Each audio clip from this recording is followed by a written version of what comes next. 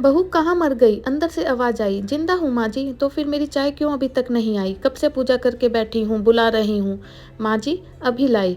बहू चाय के साथ भजिया भी ले आई। सास ने कहा, तेल खिलाकर मारोगी क्या? बहू ने कहा, ठीक है माँ जी, ले जाती हूँ। सास ने कहा, रहने दे, अब बना दिया है तो खा लेती हूँ। सास ने भजिया उठाई और कहा, कितनी गंदी भजिया बनाई है तुमने।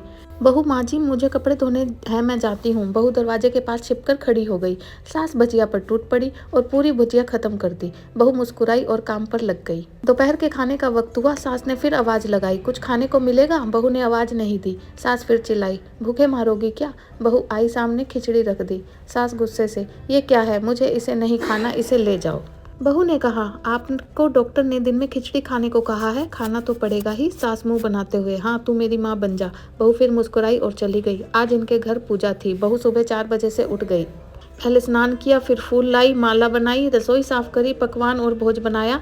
सुबह के 10 बज गए। अब सास भी उठ चुकी थी। बहू अब पंडित जी के साथ भगवान के वस्त्र तैयार कर रही थी। आज ऑफिस की छुट्टी थी। उनके पति भी घर पर थे। पूजा शुरू हुई। सास चिल्लाई, बहू ये नहीं है, वो नहीं है। बहू दौड़ी दौड़ी जाती और सब करती। अब दोपहर के 3 बज गए थे। आरती की तैयारी चल रही थी। पंडित जी ने सबको आरती के लिए बुलाया और सबके हाथों में थाली दी। जैसे ही बहू ने थाली पकड़ी, थाली हाथों से गिर पड़ी। शायद भोजन बनाते हुए बहू के हाथों में तेल लग गया था, जिसे वो पोंछना भूल गई थी। सारे लोग तरह तरह की बातें करने लगे। कैसी बहू है, कुछ नहीं आता, एक काम भी ठीक से नहीं करती, ना जाने कैसी बहू उठा लाए, एक आरती की थाली भी संभाल नहीं सकी ये। उसके पति भी गुस्सा हो गए, पर सास चुप रही, कुछ नहीं कहा, बस यही बोल के छोड़ दिया कि सीख रही है, सब सीख जाएगी धीरे धीरे। अब सबको खाना परोसा जाने लगा। बहू दौड़ दौड़ के खाना देती, फिर पानी लाती। करीब 70-80 लोग हो चुके थे। इधर 2 नौकर और बहू अकेली, फिर भी वह सारा काम बहुत ही अच्छे तरीके से करती। अब उसकी सास और कुछ आस पड़ोस के लोग खाने पर बैठे। बहू ने खाना परोसना शुरू किया। अब सबको खाना दे दिया। जैसे ही पहला निवाला सास ने खाया, तुमने ठीक से नमक नहीं डाला क्या? एक काम भी ठीक से नहीं करती, पता नहीं मेरे बाद ये घर कैसे संभालेगी। आस पड़ोस वालों को तो जानते ही हो ना साहब, वो बस बहाना ढूंढते हैं नुक्स निकालने का। फिर वो सब शुरू हो गए, ऐसा खाना है, ऐसी बहू है, ये वो वगैरह वगैरह। दिन का खाना हो चुका था। अब बहू बर्तन साफ करके नौकरों के साथ लग गई।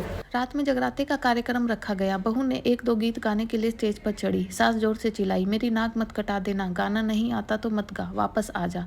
बहू मुस्कुराई और गाने लगी। सबने उसके गाने की तारीफ करी, पर सास ने ताना देते हुए कहा कि इससे अच्छा तो मैं गाती थी जवानी में, तुझे तो कुछ भी नहीं आता। बहू मुस्कुराई और चली गई। अब रात का खाना खिलाया जा रहा था। उसके पति के ऑफिस के दोस्त साइड में ही ड्रिंक करने लगे।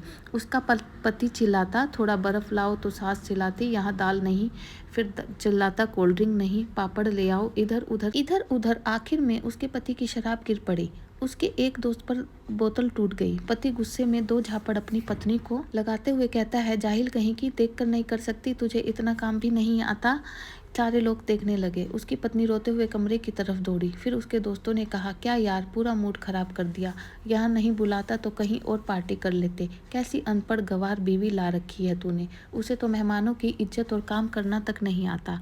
तुमने तो हमारी बेइज्जती कर दी। अब आस पड़ोस की औरतों को और बहाना मिल गया। वो कहने लगी, देखो क्या कर दिया तुम्हारी बहू ने, कोई काम की नहीं है। मैं तो कहती हूँ अपने बेटे की दूसरी शादी करा दो, छुटकारा पाओ इस गंवार से। सास उठी और अपने बेटे के पास जाकर उसे थप्पड़ मारा और कहा, अरे नालायक, तुमने मेरी बहू को मारा, तेरी हिम्मत कैसे हुई, तेरी टांग तोड़ दूंगी। उसके बेटे के दोस्त कुछ कहने ही वाले थे कि उसकी माँ ने घूरते हुए कहा, चुप, बिल्कुल चुप। यहाँ दारू पीने आए हो, जबकि पता है आज पूजा है और तुम्हें पार्टी करनी है। कैसे संस्कार दिए हैं तुम्हारे माता पिता ने, और किसने मेरी बहू को जाहिल बोला। जरा इधर आओ, सामने आओ, चप्पल से मारूंगी अगर मेरी बहू को किसी ने एक शब्द भी कहा। अरे पापी, तूने उस लड़की को बस इसलिए मारा कि तेरी शराब की बोतल टूट गई। पापी, वो बच्ची सुबह 4 बजे से उठी है, घर का सारा काम किया है, ना सुबह से नाश्ता किया है और ना ही खाना खाया है। फिर भी हंसते हुए, सबकी बातें सुनते हुए, ताने सुनते हुए घर के सारे काम में लगी रही। तेरे यार दोस्तों को वो अच्छी नहीं लगी। जूते से मारूंगी तेरे दोस्तों को जो भी उन्होंने ऐसा कहा। उसके यार दोस्त चुपके से निकल गए। अब सास बहू के कमरे में गई और बहू का हाथ पकड़कर बाहर लाई। सबके सामने कहने लगी, किसने कहा था अपनी बहू को घर से निकाल कर दूसरी बहू ले आना? जरा मेरे सामने आना। तुम जानते ही क्या हो इस लड़की के बारे में। ये मेरी माँ भी है, मेरी बेटी भी है। माँ इसलिए कि मुझे गलत काम करने पर डांटती है, और बेटी इसलिए कि कभी कभी मेरे मेरे दिल की भावनाएं समझ जाती है, मेरी दिन रात सेवा करती है, एक शब्द भी गलत नहीं कहती, ना सामने ना आगे पीछे। तुम तो कहते हो दूसरी बहू ले आओ। याद है ना छुटकी की दादी, अपनी बहू की करतूत। सास ने गुस्से में पड़ोस की महिला को बोला कि कैसे तुम्हारी बहू बेटा तुम्हें छोड़कर चले गए थे। मेरी इसी बहू ने 7 दिनों तक तुम्हारे घर पर खाना पानी, यहाँ तक कि तुम्हारे पैर दबाने जाती थी, और तुम इसे जाहिल बोलती हो। जाहिल तो तुम सब हो जो कोयले और हीरे में फ़र्क नहीं जानते। खबरदार, जो किसी ने एक लफ्ज़ भी मेरी बहू के लिए बोला तो मुझसे बुरा कोई नहीं होगा, क्योंकि ये मेरी बहू नहीं, मेरी बेटी है। बहू सिसकियाँ लेते हुए फिर से कमरे में चली गई। सास ने एक प्लेट उठाई, उसमें भोजन परोसा और बहू के कमरे में गई। सास को भोजन लाते हुए देखा तो बहू ने कहा, अरे माँ जी, आप क्या कर रही हो, मैं खुद ले लेती। सास ने प्यार से ताना देते हुए कहा, डरो मत, इसमें जहर नहीं है, मार नहीं डालूंगी।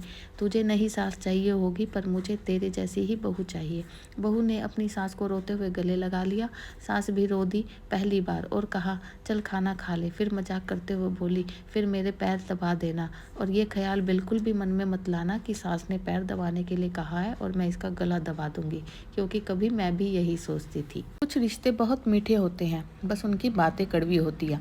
आपको मेरी ये कहानी कैसी लगी कमेंट सेक्शन में ज़रूर बताइएगा। अगर आपको कहानी पसंद आई तो मेरे चैनल को ज़रूर सब्सक्राइब कीजिएगा। Thank you.